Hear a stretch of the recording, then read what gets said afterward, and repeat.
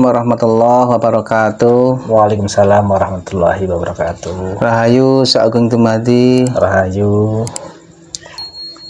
Alhamdulillah kita kembali bersama guru kita Pak Detogo, atau saya lebih akrab memanggilnya Kang Gustogo. Dalam kesempatan ini kita akan membahas ayat suci Al-Quran yang mana di situ ada ujung daripada ayatnya, kullu nafsin dha'iqatul maut, setiap yang bernyawa pasti akan merasakan kematian. Nah, untuk itu lebih jelas dan gamblangnya, mari kita simak saja langsung kepada Kang Gustogo, dipersilahkan. Ya. Terima kasih Kang Aris. Alhamdulillah Kang Aris dari Tangerang ya. Kemarin berangkat jam berapa Kang Aris? Berangkat maghrib, pada maghrib. Maghrib nyampe sini sampai subuh ya. Iya, sebelum subuh. Sebetulnya saya ini seorang fakir yang tidak tahu menahu tentang ayat suci Al-Quran secara pembedahannya, secara penerangannya. Tapi saya coba untuk mengolah di dalam cipta rasa karsa saya, di dalam sebuah firman Allah atau ayat yang disampaikan dari kalam Allah Subhanahu wa Ta'ala tentang masalah segala sesuatu yang bernyawa sifatnya akan mengalami kematian ya. Dan itu sudah sangat jelas. Memang yang namanya badan atau jasad ini tidak akan lama kita huni. Paling banter ya paling berapa tahun lah. Kalau Kanjeng Nabi Muhammad itu sampai 65 tahun. Kalau orang-orang terdahulu mungkin ya sampai ribuan tahun. Tapi untuk generasi sekarang ini, untuk sampai ke 100 tahun kayaknya sudah berat. Kenapa? Karena sudah terkontaminasi dengan segala macam makanan. Tirakatnya pun kurang gitu. Kayak saya tuh kurang. Zaman dulu kuat di tirakatnya. Bahkan Rasulullah sendiri yang tirakatnya kuat, beliau bertapa di Gua Hira selama 15 tahun. Tapi faktanya beliau pulangnya juga cepat di usia 63 tahun. Banyak kemarin. Artinya apa itu berarti, Gus? Ya, kemarin kan ada kan tentang pembahasan Rebo Mekasan. Ya, ketika Nabi Muhammad sedang menderita sakit selama 12 hari. Terus di hari ke-13-nya beliau kan meninggal. Menghadap Allah Subhanahu wa Ta'ala, kembali kepada kehidupan yang langgeng, yang abadi.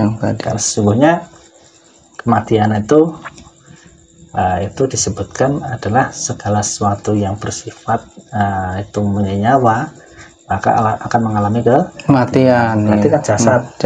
Sementara ruh sendiri itu nggak ada penerangannya bahwa ruh itu mati, karena ruh itu abadi.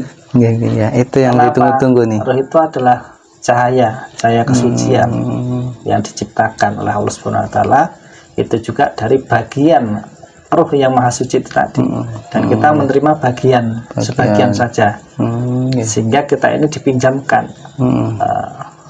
cahaya nur kehidupan dari Nurullah, Nur Muhammad dan Nur Adam itu dititipkan kepada diri-diri makhluk yang ada di muka bumi, termasuk hewan tumbuhan juga, hewan, tumbuhan, manusia, semuanya yang diciptakan ini hakikatnya itu mempunyai zat yang maha hidup.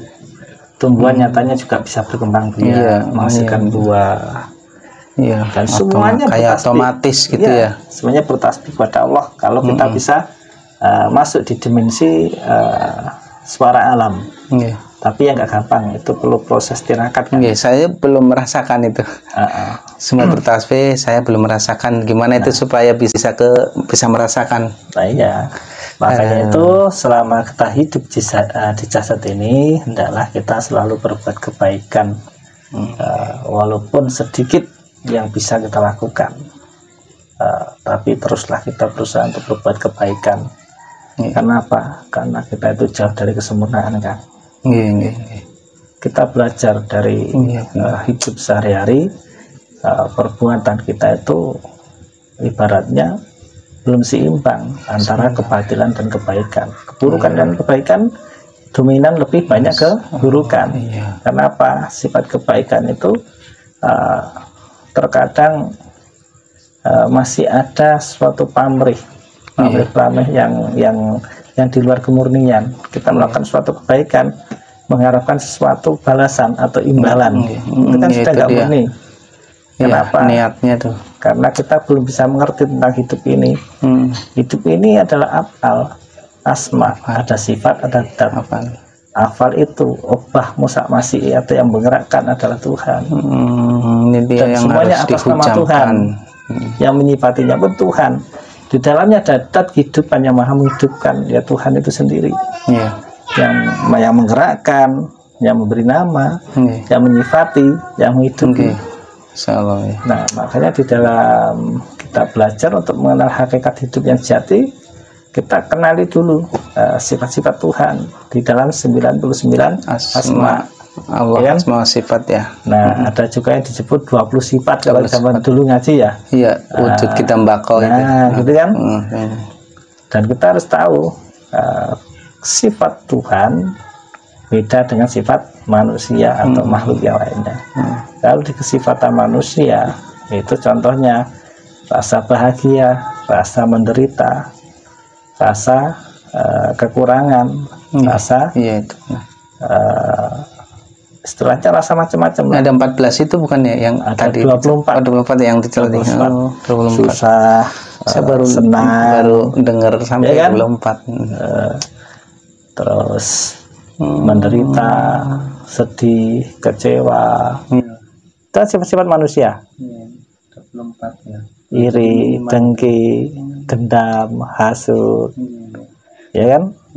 Lapar, haus, ngantuk, ya kan, capek, malas, itu kan sifat manusia.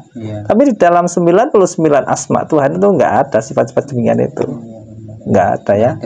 Tapi bagaimana kita menemukan sifat kemaha Tuhanan itu tadi? Di dalam capek ada Tuhan yang menghidupi diri kita, yang memberi rasa capek kepada kita. Makanya temukanlah rasa capek itu untuk bertemu Tuhan. Ketika malas, bagaimana di kemalasan itu kita bertemu Tuhan?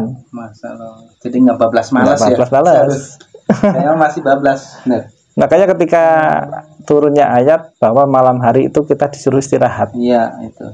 Kalau konsepnya Kang Aris gimana itu? Ya waktu itu sih kirain ya namanya istirahat kan ya sebagai istirahat yang total kan tidur gitu. Tidur gitu ya. Padahal yang namanya istirahat itu kita tuh berhenti dari hiruk pikuk kegiatan duniawi untuk menghadap Tuhan atau menyambungkan kekuatan daya upaya kita pada Tuhan, supaya ketika kita di pagi hari nyampe sore hari itu kita mendapatkan daya-daya yang maha tak terbatas dari daya yang maha kuasa, daya yang maha hidup. Makanya kalau zaman dulu yang disunahkan itu tidur di siang hari kan, habis duhur nyampe jam 1 atau jam 2. Tapi kalau malam kan istirahat. Jadi jangan salah tafsir. Kebanyakan orang awam istirahat ini dikira capek. Karena apa? Seharian lelah bekerja, akhirnya malam hari capek terus tidur. Dan tidurnya tanpa kesadaran, akhirnya bangun-bangun yang ingat adalah pekerjaan. Masih capek banget. Nah, terkadang bangun pun masih capek. Ya, gitu. Masih pengen nambah aja gitu. Padahal yang namanya istirahat itu kita tuh berhenti dari hiruk pikuk kegiatan duniawi untuk menghadap Tuhan atau menyambungkan kekuatan daya upaya kita pada Tuhan, supaya ketika kita di pagi hari nyampe sore hari itu kita mendapatkan daya-daya yang maha tak terbatas dari daya yang maha kuasa, daya yang maha hidup. Makanya kalau zaman dulu yang disunahkan itu tidur di siang hari kan, habis duhur nyampe jam 1 atau jam 2. Tapi kalau malam kan istirahat. Jadi jangan salah tafsir. Kebanyakan orang awam istirahat ini dikira capek.